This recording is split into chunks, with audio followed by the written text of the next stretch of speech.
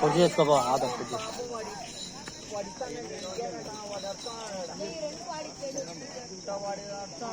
ఏడో రౌండ్ 1750 అడుగుల దూరాన్ని 14 నిమిషాల 15 సెకండ్లలో పూర్తి చేసుకున్నాయి.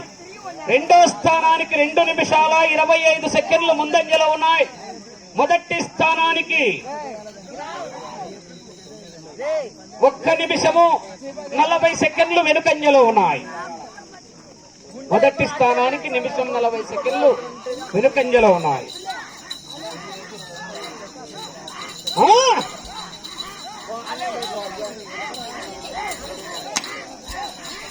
ఏక